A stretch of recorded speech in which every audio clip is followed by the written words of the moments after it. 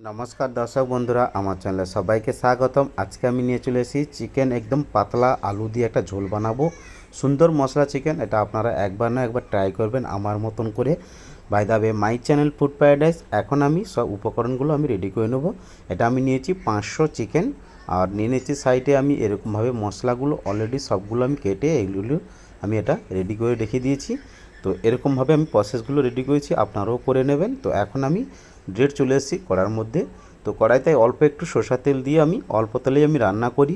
Please আপনারাও এরকম দেখবেন। আর সবাই কিন্তু এটা ইউটিউবে কিন্তু সবাই অনেক রকম বেশি করে তেল দিয়ে কিন্তু একটা লোভনীয়ভাবে দেখিয়ে আপনাদেরকে দেখিয়ে দেয়, কিন্তু আমি এরকমভাবে অল্প তেলে রান্না করব, যেটিও এটা শরীরের পক্ষে খুব উপকারিত হবে আর এটা কারোর কোনো প্রবলেম হবে না। তো এখন আমি আলু দিয়ে দিয়েছি। আলুটা দেওয়ার পরে আমি এটাতে ভালো করে এটাতে আমি নুন হলুদ দিয়ে ভালো করে আমি এটা ভালো করে ভেজে নেব।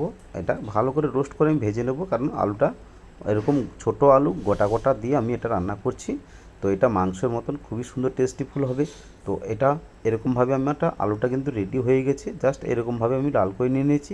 এরপরে আমি ফোড়ন দিয়ে দিয়েছি জিরে আর একটা তেজপাতা দিয়েছি। তো এরকমভাবে আমি দেওয়ার পরে ফোড়নটা যাতে ফেটে যায় তার জন্য জিরেটা ভালোভাবে ফুলে গেছে। তো এরপরে আমি দিয়ে দিয়েছি কুচি রাখা পেঁয়াজ, সেটাও দিয়ে ভালো করে মিক্স করে নিচ্ছি। তো এটা ভালো করে আমি এটা গোল্ডেন কালার করে নেবো। পেঁয়াজটা যতক্ষণ না রোস্ট হচ্ছে ততক্ষণ অবধি আমি এটা চালাতে থাকবো। তো এখন আমার পেঁয়াজটা হয়ে এসছে। এরপর আমি এর উপর দিয়ে দিয়েছি আদা রসুন পেস্ট। তো হ্যাঁ, এটা আদা রসুন পেস্টটা আপনারা এরকম ডিরেক্ট দিতে পারেন, না হলে এটা সব মশলা দেওয়ার পরে লাস্টে আপনারা আদা রসুন পেস্টও দিতে পারেন। তো এতে আরও স্বাদটা কিন্তু টেস্টটা আরও ডবল হয়ে যায়। তো এখন আমি এরকমভাবে দিয়ে আমি এটা মাংস দিয়ে দিয়েছি। এটা একটু অন্যরকম। তো এটা আমি সবগুলো দিয়ে দিয়েছি, আর মশলাপাতিগুলো আমি সব উপরে দেবো এক এক করে। আপনাদেরকে আমি ভালো করে এরকমভাবে পয়েন্ট টু পয়েন্ট দেখিয়ে দিচ্ছি।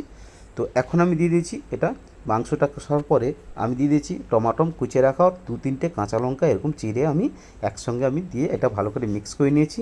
এরপরে উপর দিয়ে দিয়েছি আমি একটু লবণ, যেহেতু আলুতে লবণ দেওয়া আছে। তো এখন একটু লবণ দিয়ে আমি এটা মাংসের মতন দিয়ে আমি একটু ভালো করে এটা মশলাটা আমি ভালো করে বানিয়ে নিচ্ছি। তো এরকম হওয়ার পরে আমি এখন আলুগুলো যেটা ভেজে রেখেছিলাম সেটাও আমি এর উপরে দিয়ে দিচ্ছি, যাতে আলুটা তাড়াতাড়ি সিদ্ধ হয়ে যাবে, কারণ এটা দেশি আলু। তো এটা লাল টুকরি আলুটা, কিন্তু এটা ভালোভাবে এটা গোল গোল করে কেটে রেখে দিয়েছি এরকমভাবে। তো এরকমভাবে ভেজে রেখে দেওয়ার পরে আমি এটাতে দিয়ে দিচ্ছি, তাতে তাড়াতাড়ি সিদ্ধ হয়ে যাবে, মাংসও সিদ্ধ হয়ে যাবে, আলুটাও সিদ্ধ হয়ে যাবে। তো এখন আমি এটা ভালো করে ঢাকনা দিয়ে আমি এটা ভালোভাবে নেড়ে নেড়ে আমি এটাতে ভালো করে বানিয়ে নেব। তো এরপরে আমি গুঁড়ো মশলা অ্যাড করে দিচ্ছি। আমি দিয়ে দিচ্ছি 1 চামচ হলুদ গুঁড়ো, আর দিয়ে দিচ্ছি আমি লঙ্কা গুঁড়ো 1 চামচ দিয়ে দিচ্ছি, আর এটা কাশ্মীরি চিলি পাউডার দিয়ে দিচ্ছি 1/2 চামচ।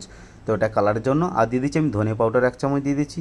এটা সব উপকরণগুলো এরকমভাবে রেখে তারপরে দিয়ে দিচ্ছি আমি লাস্টে একটু, তো অল্প একটু জিরে পাউডার দিয়ে দিয়েছি। এরপরে আমি ভালো করে সবগুলো আমি মিক্স করে নেব। তো গ্যাসের ওভেনটা আমি একদম স্লো করে রেখেছি, যাতে মশলাগুলো না জ্বলে যায়, তার জন্য আমি স্লো করে এখন এটা ভালো করে মিক্স করে নিয়ে নিচ্ছি।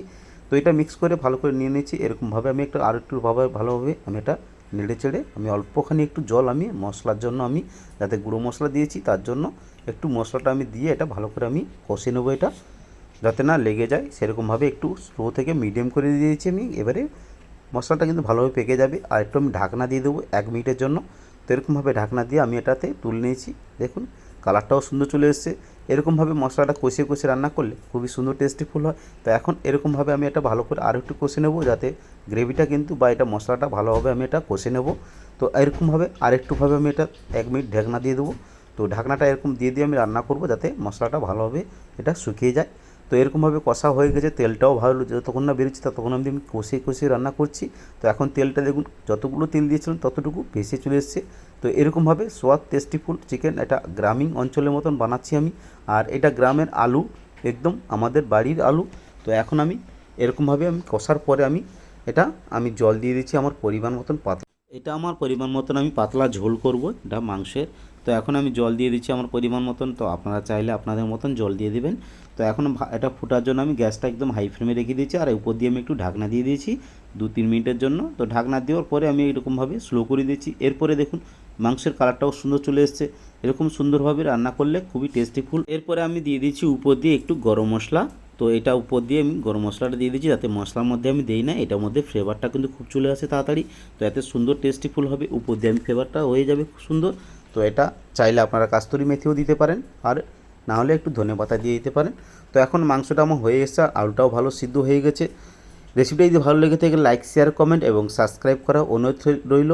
তো এখন আমার মাংসটা অলরেডি রেডি হয়ে এসছে আর আলুটাও সিদ্ধ হয়ে গেছে। তো এখন আমি ভালো করে টিপে দেখেছি আর পাতলা ঝোলটাও পাতলা করে দিয়েছি আমি এরকমভাবে। তো এখন এরকমভাবে আমি এটা ভালো করে রেখে এর জাস্ট আমার মাংসটা অলরেডি রেডি হয়ে এসছে আর আমি এখন গ্যাসটা আমি বন্ধ করে দেবো। তো এখন আমার দেখুন গ্যাসটা কিন্তু আমি বন্ধ করে দিচ্ছি। এরপরে আমি উপর দিয়ে আমি 2-3 মিনিট আমি এটা ঢাকনা দিয়ে দেবো। এটা একটা এটা এবারে আমি স্ট্যান্ডিং টাইমের জন্য আমি রেখে দিয়েছিলাম। তো এখন আমি ফিরে এসেছি। এরপর দেখুন কি সুন্দর কালার চলে এসেছে, ঠান্ডা হয়ে গেছে কড়াইটা অলরেডি। তো ঠান্ডা হয়ে গেছে, কি সুন্দর হয়ে গেছে দেখুন, দেখতেও সুন্দর লোভনীয়। এটা রুটি, পরোটা বা গরম ভাতের সঙ্গে এটা খুবই ইজিলি খেতে পারবেন, খুব সুন্দর টেস্টিফুল। রেসিপিটা কেমন হয়েছে কমেন্ট করে জানাবেন, ভুলবেন না কিন্তু। ভালো থাকুন, সুস্থ থাকুন। Thanks for watching my video.